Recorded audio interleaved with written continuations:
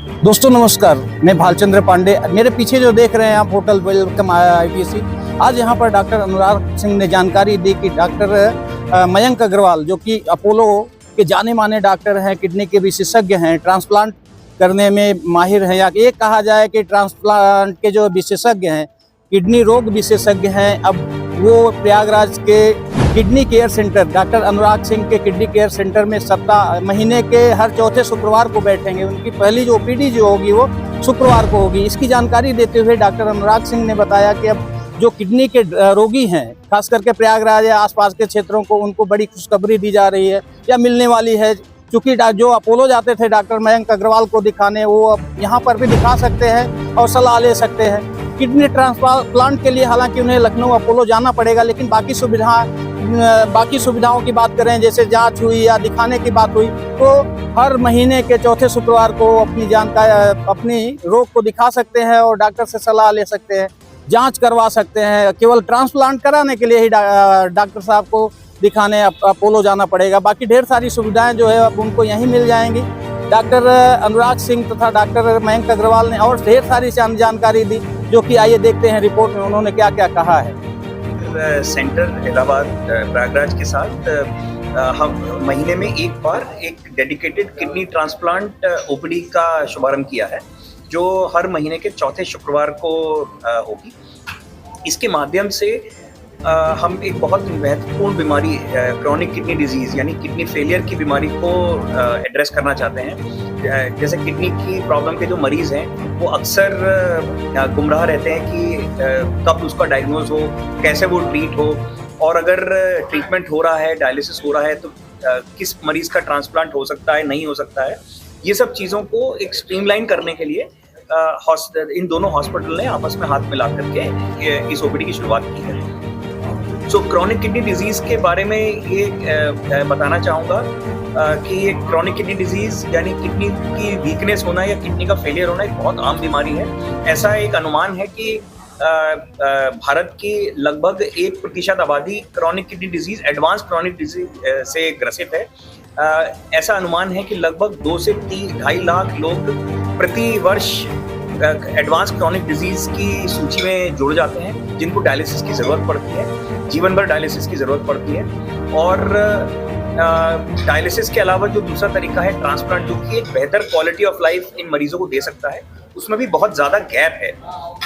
उस गैप की एक अनुमानित ये है कि सिर्फ 2.5 लाख उन मरीजों के कंपैरिजन में सिर्फ 8 से 10,000 ट्रांसप्लांट ही लगभग पूरे भारतवर्ष में होते हैं। तो there is a big gap. उस गैप के कई कारण हैं। सोशल कारण हो सकते हैं कि गुर्दा कौन देगा, जैसे कि नॉर्थ इंडिया में अभी जो डिजीज डोनर, मृत मरीज से गुर्दे का जो प्रावधान है वो अभी बहुत कम है। जो लाइव रिलेटेड है उसमें भी बहुत सारी भ्रांतियां हैं लोगों के मन में। एक तो ये गैप है। दूसरा गैप है कि बहुत कम जगह है जहाँ पे एक प्रॉपर तरीके से ट्रांसप्लांट हो रहा है। और तीसरा है कॉस्ट का इशू। लोगों को जो भ्रांति है कि ट्रांसप्लांट में कॉस्ट बहुत लगती है, तो ये सब चीज़ों के और चौथा है कि जो डोनर है, डोनर के अंदर कहीं कोई प्रॉब्लम ना हो जाए ट्रांसप्लांट से। डोनर की क्या मॉर्बिडिटी होगी, जो रेसिपिएंट है जिसको किडनी मिलने वाली है उसकी क्या मॉर्बिडिटी होगी, उसको कितनी कॉस्ट लगेगी। तो ये बहुत सारी भ्रांतियों को दूर करने के लिए और एक फैसिलिटी को एक्सटेंड करने के लिए हम दोनों इंस्टीट्यूट्स में हाथ मिलाया है, और उसके माध्यम से ज़्यादा मरीजों को हम एक सहायता और उन तक एक एडवांस्ड केयर पहुंचाना चाहते हैं। सर, किडनी डिजीज कारण क्या है और कैसे इनसे बचाव हो सकता है? डॉक्टर अनुराग सिंह इस बारे में बात करें। ये किडनी की खराबी का सबसे बड़ा कारण डायबिटीज़ है हमारे यहाँ। जैसे आप जानते हैं कि डायबिटीज़ को, इंडिया को डायबिटीज़ की कैपिटल बोला जाता है। तो डायबिटीज़ के कारण सबसे ज़्यादा मरीजों में किडनी खराब होती है। यानी अगर आपको डायबिटीज़ है तो 10-15 साल के अंदर किडनी में डैमेज आना शुरू होता है। और उसको पता लगाने के लिए बहुत आसान है, पेशाब की जाँच करें। इससे अगर प्रोटीन जा रहा है तो इसका मतलब किडनी डैमेज होना शुरू हो गई है। दुर्भाग्य से लोग सिर्फ अपना ब्लड शुगर चेक कराते हैं, पेशाब की जाँच नहीं कराते। दूसरा कारण है अनियंत्रित blood pressure, high blood pressure, hypertension. उसके लिए भी सबसे बड़ी दिक्कत ये है कि लोग ब्लड प्रेशर की कुछ साल दवा खाते हैं, फिर छोड़ देते हैं, ये कह के कि हमें कोई दिक्कत नहीं है। तो BP नापा जाता है तो BP 200/100 जा रहा है। इसलिए ब्लड प्रेशर दूसरा बहुत बड़ा कारण है उसका। अरे बड़ा अनफॉर्चुनेट है, क्योंकि आपको पता है कि आपको दिक्कत है और आप दवा नहीं करते हो, ये सोच के में कोई लक्षण नहीं।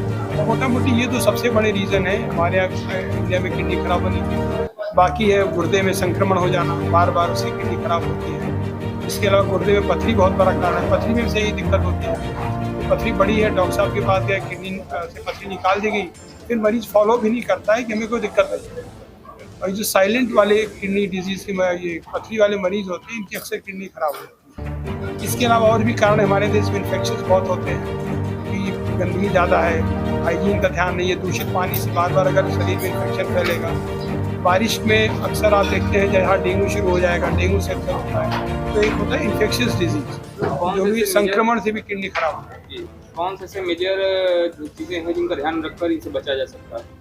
ठीक है, अगर डायबिटिक है तो ब्लड शुगर कंट्रोल करिए, बीपी कंट्रोल करिए। अगर आप वही ब्लड प्रेशर में वही चीज़ें आती है, नियमित डॉक्टर को दिखाइए। पथरी है तो अपने डॉक्टर को रेगुलर दिखाइए, पथरी निकल गई फिर भी दिखाइए। पेशाब में इन्फेक्शन है तो उसके लिए फिर ये नहीं सोचिए कि ज़्यादा पानी पीने के ठीक हो जाएगा, उसका रेगुलर इलाज कीजिए। और कहीं भी शरीर में कोई भी इन्फेक्शन आपको लगता है हो रहा है तो उसका बेसिकली आप रेगुलर ट्रीटमेंट कराइए। और एक आखिरी जो है बहुत ज़्यादा कि दर्द निवारक दवाओं का सेवन, वो अनफॉर्चुनेटली और बढ़ता ही जा रहा है। और अननेसेसरी एंटीबायोटिक्स मत खाएं, ये भी बहुत बड़ा रीज़न है कि एंटीबायोटिक से बार एलर्जी होती है, किडनी खराब हो जाती है। ये जो अनकंट्रोल दवाओं का सेवन है, दर्द निवारक दवाओं का और अननेसेसरी एंटीबायोटिक, इससे भी किडनी बहुत है। और एक और चीज़ कहना चाहूँगा, जैसे जो हर्बल दवाई होती हैं, आयुर्वेदिक दवाइयाँ होती हैं, तो उसमें क्या होता है कि मरीज सोचता है कि आयुर्वेदिक दवाइयाँ एकदम सेफ हैं, तो वो डॉक्टर की सलाह नहीं लेता, वो खुद ही जाके दवा की दुकान से आयुर्वेदिक समझ के इधर उधर से पढ़ के दवा ले लेते हैं। और काफ़ी इन दवाइयों में हैवी मेटल्स होते हैं। हैवी मेटल किडनी की बीमारी का एक बहुत इंपॉर्टेंट कारण है। तो इसलिए मेरी गुजारिश यही है कि चाहे वो पेन किलर हो, चाहे वो आयुर्वेदिक दवा हो, चाहे कोई भी मेडिसिन हो, बिना डॉक्टर की सलाह के मत लीजिए। अगर आपको आयुर्वेदिक दवा भी लेनी तो आयुर्वेदिक डॉक्टर से मिलिए, उनकी सलाह से ही दवा उसी मात्रा में लीजिए जितनी आपको अलाउड है। और पेन किलर एक बहुत बड़ा प्रॉब्लम है। इसको मान लीजिए आप कोई पेन किलर भाई 1-2 दिन के लिए ले लिया, कोई दर्द हो गया था, वो अलग बात है। लेकिन अगर आप पेन लगातार, ऐसा कौन सा पेन है जिसके लिए आपको दवाई लेती ही जानी पड़ी, मतलब आपको डॉक्टरी सलाह की वैसे ही जरूरत है, तो उसके लिए आप अपना ये सब ना करें। सर ये आप कह रहे थे कि डायलिसिस से बेहतर है ट्रांसप्लांट कराया जाए। सर तो ट्रांसप्लांट में कितना खर्च आता होगा? और कोई मरीज, देखिए डायलिसिस से बेहतर कहने का मतलब ये है कि देखिए डायलिसिस तो सभी को चाहिए। अब उनमें से कुछ मरीज ऐसे हैं जिनका ट्रांसप्लांट हो सकता है। अगर ट्रांसप्लांट हो सकता है तो उसकी एडवांटेज ये होती है कि अगर क्रिएटिनिन जैसे कम हो जाता है तो आपकी जो लाइफस्टाइल है वो काफ़ी नॉर्मल जैसा हो जाता है with a lot of restriction. तो एक अलग बात है। जो कॉस्ट है ये एक्चुअली डिपेंड करता है संस्थान सरकारी है या प्राइवेट हॉस्पिटल है, किस तरह का ट्रांसप्लांट हो रहा है, कि दोनों का जो मैचिंग वाला ट्रांसप्लांट है या अनमैच्ड वाला ट्रांसप्लांट है, किस विधि से हो रहा है। तो एक जवाब देना तो पॉसिबल नहीं होगा, लेकिन हम फिर भी कह सकते हैं कि एक आम ट्रांसप्लांट जो ओपन विधि से 2 रिलेटेड लोगों के बीच में हो रहा है, जिनके ब्लड ग्रुप में मैचिंग है और कोई परेशानी नहीं आ रही है, तो अमूमन एक एवरेज प्राइवेट अस्पताल में बिना किसी सरकारी सहायता के 8 से 9 लाख के बीच में हो जाता है। जो न्यूअर एडवांसेस हैं, जैसे कि रोबोटिक सर्जरी अब आ गई है, तो उनमें अगर वो मरीज रोबोटिक सर्जरी कराने के लिए एलिजिबल है और वो उसको करवा सकते हैं, तो उसमें लगभग 2 लाख रुपए का और एक्स्ट्रा खर्चा आता है। इसके बियॉन्ड बहुत सारे इफ्स एंड बट्स होते हैं, तो उसके लिए नहीं कह पाऊंगा, लेकिन एक बेसिक कॉस्ट लगभग इस रेंज में आती है। हाँ, मैं डॉक्टर मयंक मोहन अग्रवाल हूँ। मैं डायरेक्टर प्रोफेसर और हेड ऑफ यूरोलॉजी हूँ Apollo medics super speciality hospital Lucknow में। मैंने पीजीआई चंडीगढ़ और अमेरिका से पढ़ाई की है अपने यूरोलॉजी से रिलेटेड, और मेरे स्पेशलिटी एरिया किडनी ट्रांसप्लांट और किडनी कैंसर और फीमेल यूरोलॉजी।